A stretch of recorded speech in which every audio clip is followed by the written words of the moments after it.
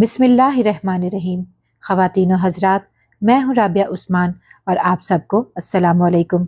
आप देख रहे हैं राबिया उस्मान इस्लामिक चैनल। सुल्तान महमूद गजनवी बहुत ही पुरअज़म और बाहिम्मत बादशाह था। उसने हिंदुस्तान पर 17 हमले किए और हर मर्तबा कामयाब लौटा।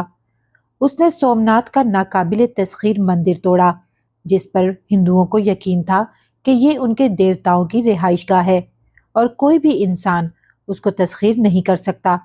इसलिए महमूद गजनवी को बुत शिकन भी कहते हैं, इसलिए कि उसने सोमनाथ का मंदिर गिराकर सारे बुत तोड़ दिए थे।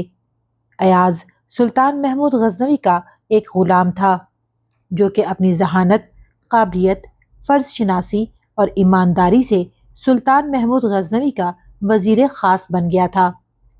सुल्तान महमूद गजनवी उस पर अंधा एतमाद करता था और उसे बहुत पसंद करता था। सुल्तान महमूद गजनवी के बाकी उमरा और वज़रा अयाज से जलते और कुढ़ते रहते थे। हमेशा उसकी बुराइयां और कमियां ढूंढने में कोशा रहते थे, मगर अयाज ने हर मौके पर खुद को इस इज्जत और एतमाद का अहल साबित किया। एक दिन एक हासिद ने बादशाह को बताया कि अयाज कभी कभी बैतुल माल जाता है, लगता है कि वहां उसने कोई खजाना छुपा रखा है। बादशाह ने कहा कि अब जाए तो मुझे बताना। एक दिन हासिदों ने बादशाह को बताया कि अयाज बैतुल माल जा रहा है।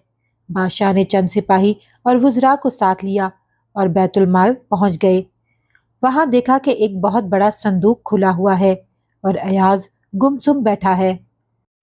बादशाह ने आगे बढ़कर देखा तो अयाज के हाथ में एक टूटा फूटा जूतों का एक जोड़ा था और साथ ही कुछ फटे पुराने कपड़े पड़े हुए थे।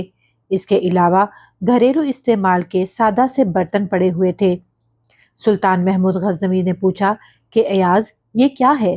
अयाज की आंखों में आंसू आ गए और कहा, बादशाह सलामत, जब मैं आपके पास आया था तब मैंने ये फटे हुए जूते पहने हुए थे और ये फटे पुराने कपड़े पहन रखे थे।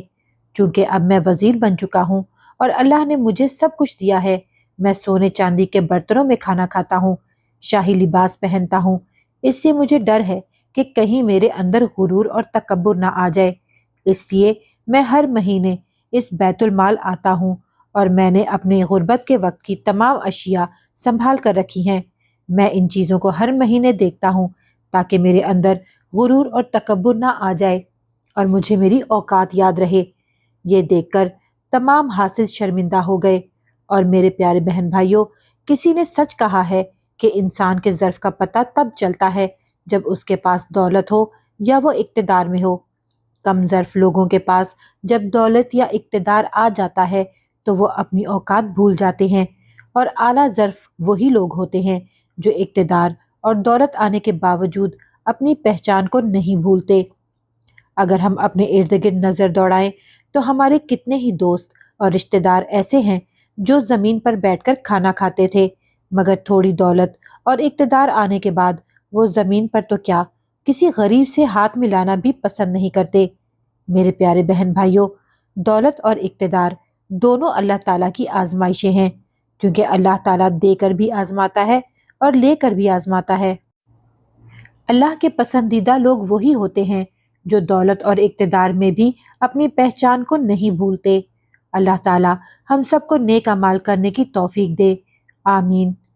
नाजरीन, इसी उम्मीद के साथ इजाज़त दें कि आपको हमारी वीडियो पसंद आई होगी। हमारे इस पैगाम को सदका जारिया समझकर ज़रूर शेयर करें। मिलते हैं बहुत जल्द एक नई तारीख़ी, तहकीकी, मालूमाती और इस्लामी वीडियो के साथ। देखते रहें राबिया उस्मान इस्लामिक चैनल। अल्लाह रब्बुल इज़्ज़त आपका हामी व नासिर हो।